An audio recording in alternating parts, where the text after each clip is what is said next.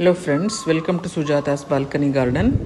ನಾನಿವತ್ತು ನಿಮಗೆ 2 ರೆಮಿಡೀಸ್ ಮಾಡೋದನ್ನು ತೋರಿಸ್ತೀನಿ. ಮೊದಲೂ ಮಾಡಿದ್ದೀನಿ, ಅದನ್ನೆಲ್ಲ ನೀವು ಬೇರೆ ವೀಡಿಯೋಸಲ್ಲೂ ನೋಡಿರ್ತೀರ.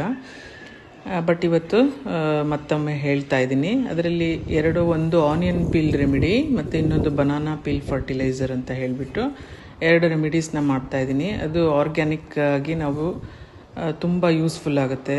ಗಿಡಗಳು ತುಂಬ ಚೆನ್ನಾಗಿ ಬರುತ್ತೆ, ಹೊಸ ಶೂಟ್ಸ್ ಬರೋದಕ್ಕೆ ಹೆಲ್ಪ್ ಆಗುತ್ತೆ. ಈಗ ನೋಡಿ, ಸಮ್ಮರ್ ಬರ್ತಾ ಇದ್ರೂ ನನ್ನ ಗಿಡಗಳಲ್ಲಿ ಹೊಸ ಚಿಗುರುಗಳು ಬರ್ತಾನೆ ಇದೆ. ಸೊ ಪ್ರೋನಿಂಗ್ ಮಾಡೋದಕ್ಕೆ ಆಗ್ತಾನೆ ಇಲ್ಲ. ಹೂಗಳು ಅಷ್ಟೇ ಲಾರ್ಜ್ ಕ್ವಾಂಟಿಟಿನಲ್ಲಿ ಬಿಡ್ತಾನೆ ಇದೆ.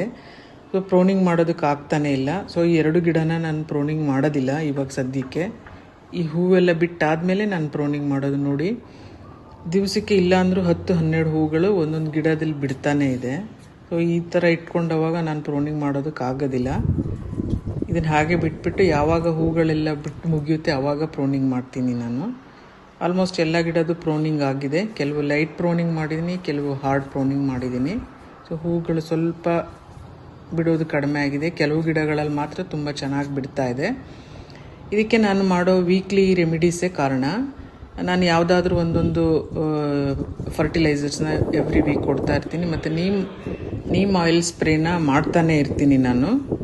Weekly once neem oil spray ಮಾಡಲೇಬೇಕು, ಮಸ್ಟ್ ಆ್ಯಂಡ್ ಶುಡ್ ಮಾಡಲೇಬೇಕು. ಆವಾಗಲೇ ಗಿಡಗಳು ರೋಗ ಮುಕ್ತ ಆಗಿರೋದು. ಇಷ್ಟೊಂದು ಹೂ ಬಿಡೋದಕ್ಕೂ ಅದು ಕಾರಣ ಆಗೋದು. ಒಂದು ವಾರ ನಾವು ಮಾಡಲಿಲ್ಲ ಅಂದ್ರೂ ರೋಗ ಅಷ್ಟು ಬೇಗ ಅಟ್ಯಾಕ್ ಆಗಿಬಿಡುತ್ತೆ ಈಗ ಈ ಹೈಬಿಸ್ಕಸ್ ಗಿಡಗಳಿಗೆ. ಇವತ್ತು ನಾನು ತೋರಿಸ್ತಾ ಇರೋ 2 ರೆಮಿಡೀಸ್, ಒಂದು ಬನಾನಾ ಪೀಲ್ ಫರ್ಟಿಲೈಸರ್, ಇನ್ನೊಂದು onion peel fertiliser. Onion peel fertiliser ಹೇಗೆ ಅಂದರೆ, ಆನಿಯನ್ನ ಸಿಪ್ಪೆನ ಕಲೆಕ್ಟ್ ಮಾಡ್ಕೊಂಡು ಗ್ರೈಂಡ್ ಮಾಡಿಕೊಂಡು ಒಂದು 2-3 ಡೇಸ್ 1 ಲೀಟ್ರ್ ವಾಟ್ರಲ್ಲಿ ಅದನ್ನು ಫರ್ಮೆಂಟ್ ಆಗೋದಕ್ಕೆ ಬಿಡಬೇಕು. ಮತ್ತು ಬನಾನಾ ಪೀಲ್ ಫರ್ಟಿಲೈಸರು ಅಷ್ಟೇ, ಬನಾನಾಸ್ ಎಲ್ಲ ಮ್ಯಾಶ್ ಮಾಡಿಬಿಟ್ಟು ಅದ್ರ ವಾಟ್ರನ್ನ ತೊಗೊಂಡು ಅದನ್ನು ಒಂದು 2-3 ಡೇಸ್ ಇಟ್ಟು ಚೆನ್ನಾಗಿ ಫರ್ಮೆಂಟ್ ಮಾಡಬೇಕು. ಆವಾಗ ಒಳ್ಳೆ ಫರ್ಟಿಲೈಸರ್ ನಮಗೆ ಸಿಗುತ್ತೆ. ಸೊ ಆ ವಾಟ್ರನ್ನ ಗಿಡಕ್ಕೆ ಹಾಕ್ಬೋದು, ಒಳ್ಳೆ ರಿಸಲ್ಟ್ಸ್ ಕೊಡುತ್ತೆ. ಮತ್ತು ಹೆವಿ ಬ್ಲೂಮಿಂಗ್ ಆಗೋದಕ್ಕೆ ಅದು ಹೆಲ್ಪ್ ಆಗುತ್ತೆ. ಈ 2 ಬನಾನಾ ಪೀಲ್ ಫರ್ಟಿಲೈಸರ್ ಮತ್ತು onion peel fertilisers best organic fertilisers. ಇದನ್ನು ನಾವು ಎಲ್ಲ ಗಿಡಗಳಿಗೂ ಕೊಟ್ಕೊಂಡು ಬಂದರೆ ವೀಕ್ಲಿ ಒನ್ಸ್ ಒಳ್ಳೆ ಫಸಲನ್ನ ಕೊಡ್ತಾ ಹೋಗುತ್ತೆ. ಹೂ ಬಿಡ್ತಾ ಹೋಗುತ್ತೆ, ಒಳ್ಳೆ ಕ್ವಾಂಟಿಟಿನಲ್ಲಿ ಹೂಗಳು ಬಿಡ್ತಾ ಹೋಗುತ್ತೆ. ಗಿಡಗಳು ಹೆಲ್ದಿಯಾಗಿರುತ್ತೆ. ಮತ್ತು ಇದ್ರ ಜೊತೆಗೆ ನಾವು ಕೌಡಂಗು ಹಾಕ್ತಾ ಇರಬೇಕು. ಮಂತ್ಲಿ ಒನ್ಸ್ ಕೌಡಂಗು ಕೊಡ್ತಾ ಇದ್ರೆ ಗಿಡಗಳು ತುಂಬ ಚೆನ್ನಾಗಿರುತ್ತೆ.